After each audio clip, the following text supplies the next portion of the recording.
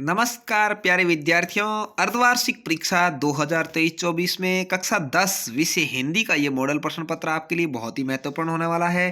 पूर्णांक आपके रहेगा 70 मार्क्स यानी 70 नंबर का और समय आपको मिलने वाला है 3.25 घंटे। तो आप सभी को पता होगा कि इस परीक्षा के अंदर जो आप नंबर प्राप्त करेंगे उसके आधार पर ही आपके बोर्ड के सत्रांक जाएंगे। यानी बोर्ड परीक्षा आपकी जो 2024 के मार्च में होने वाली है उसके अंदर आपके 20 नंबर के छत्रांक भेजे जाते हैं और वहां आपके 80 नंबर का पेपर होगा। तो ये 20 नंबर प्राप्त करने के लिए आपको यहाँ 70 में से अधिकतम नंबर यानी ज़्यादा से ज़्यादा नंबर प्राप्त करने होंगे। तो इसके लिए आप इस मॉडल प्रश्न पत्र को जरूर देख लें, क्योंकि आपके यहाँ से बहुत सारे सवाल है वो हूब टू हूब अर्धवार्षिक की परीक्षा में छपने वाले हैं।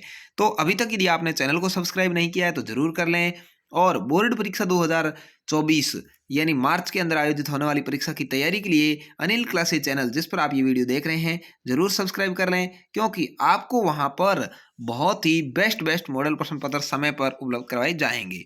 चलिए, जी हाँ, परीक्षार्थी सर्वप्रथम अपने प्रश्न पत्र पर अपने नामांकन अनिवार्यता लिख लें। सभी प्रश्न आपको करने अनिवार्य है। प्रत्येक प्रश्न का उत्तर दी गई उत्तर पुस्तिका में आपको लिखना है।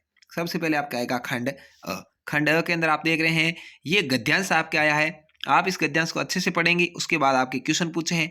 प्रस्तुत गद्यांश का उचित शीर्षक, मितव्ययी शब्द का शाब्दिक अर्थ, भारतीय किसान में कौन कौन से उल्लेखनीय गुण है। तो तीनों ही मैंने यहाँ पर अंडरलाइन कर रखे हैं, आप देख सकते हैं आराम से। दूसरे का ये पढ़ा, वह स्वभाव से मितव्ययी है और सदियों से अपना काम चतुरता से करता आ रहा है। भारतीय किसान, किसान का जीवन बनाना भारत का सर्वोदय है, भारत का किसान देखभाल कर वाला है। तो यहाँ पर ये तीनों ही क्वेश्चन आराम से आप देख करके उत्तर लिख दें। अगला है अपठित काव्यांश है, इसको पढ़ना है। और चौपाल के चबूतरे पर पहले एक पेड़ था, इसको अच्छे से आप पढ़ लीजिए। पढ़ने के बाद आपको ये उत्तर देने हैं, कौन सा महत्व किसका दर्शाया है, 10 हुक्के हो गए का अर्थ क्या है और चौपाल के पेड़ की क्या उपयोगिता है। उसके बाद में आपका आ जाएगा खंड ब।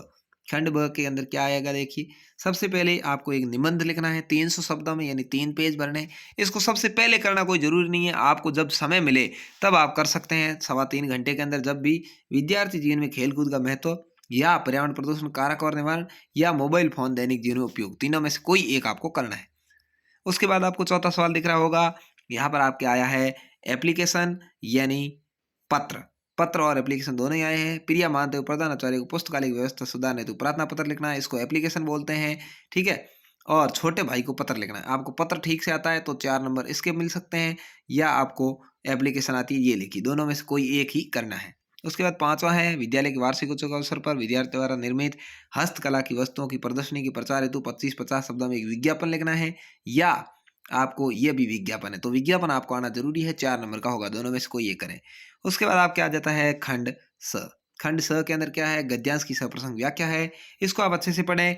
इसकी व्याख्या प्रसंग आपको लिखना है कि कौन से पाठ में से लिया गया, लेखक कौन है और इसकी व्याख्या ने इसका अर्थ क्या हो सकता है वो लिखना है। अथवा में भी आया है, आप इसको अच्छे से पढ़ सकते हैं। और इसके बाद ये कौन से पाठ में से लिया गया है और इसके लेखक कौन है और इसका अर्थ अच्छे से आता है तो इसको लिख सकते हैं, दोनों में से कोई एक। 7वें में ये आपके आया है पद्यांश की प्रसंग सप्रसंग व्याख्या है। पद्यांश यानी कविता के रूप में, ये दोनों ही हैं, दोनों में से कोई भी आपको जो अच्छे से आता है उसको करना है, 4 नंबर का ये भी रहेगा। उसके बाद आपके आ जाता है खंड द। प्रश्न संख्या 8 से 19 तक, प्रत्येक प्रश्न के अंक समान है यानी एक एक नंबर का है। 12 सवाल आपके आए हैं। निम्न में से भावार्थक संज्ञा कौन से में है, पशु में, जोधपुर में, मित्रता में, रमेश में। तो मित्रता सही होगा। सर्वनाम के कितने भेद होते हैं, 6 होते हैं, आपको पता होगा। माता का आंचल कृति की रचनाकार कौन है, तो आपको पाठ में आया हुआ होगा, देख करके लिखना है। जॉर्ज पंचम की नाक कहानी का उद्देश्य क्या है, आपको 2 ऑप्शन इधर है और 2 ऑप्शन ये पड़े, देख के लिखना है। उसके बाद रिक्त स्थानों की पूर्ति करनी है। हिंदी क्रियापदों का मूल रूप क्या कहलाता है, उपसर्ग शब्द के कहाँ जुड़कर शब्द का अर्थ बदलते हैं, तो यहाँ पर आगे आएगा, आगे जुड़कर। 2 वर्णों के परस्पर मेल से उत्पन्न विकार क्या कहलाता है, यहाँ पर आपको लिखना है। चंद्रमुख शब्द में कौन सा समास है, यहाँ पर लिखना है। ठीक है, तो चंद्रमा के समान कर्मधारय यानी तत्पुरुष समास हो जाएगा। निम्नलिखित अति लघुतरात्मक प्रश्नों के उत्तर आपको देने हैं। तिल का ताड़ बनाना, मुहावरे का अर्थ, क्रिया विशेषण की परिभाषा, राम लक्ष्मण परशुराम संवाद रामचरित के किस कांड से लिया गया है, साना साना हाथ जोड़ी यात्रा में भारत के किस क्षेत्र की यात्रा का वर्णन है। उसके बाद में आपके आएंगे 20 से 27 तक, ये 2-2 नंबर के क्वेश्चन हैं। मैं आपको क्वेश्चन यहाँ दिखा रहा हूँ, पढ़ने की जरूरत नहीं है, आप आराम से इसको देख लीजिए। 20 से लेकर 27 तक, और इनके उत्तर आपको 2 से 3 लाइन में देने हैं। उसके बाद में यहाँ पर आपके आ जाएगा 28 से 30 तक, यहाँ पर 4-4 नंबर के क्वेश्चन हैं, थोड़े बड़े हैं, इसको भी आप देख लीजिए, आपको इसके उत्तर देने हैं। तो ये था आपके मॉडल प्रश्न पत्र कक्षा 10 हिंदी अनिवार्य विषय का, ज़रूर उम्मीद है मुझे अच्छे से आपको पसंद आया होगा। आप स्क्रीनशॉट लेकर इस वीडियो को रोक कर आराम से इसको हल कीजिए और बोर्ड एग्जाम की तैयारी के लिए अनिल क्लासेस चैनल को ज़रूर सब्सक्राइब कर लीजिए। धन्यवाद। जय हिंद। वंदे मातरम।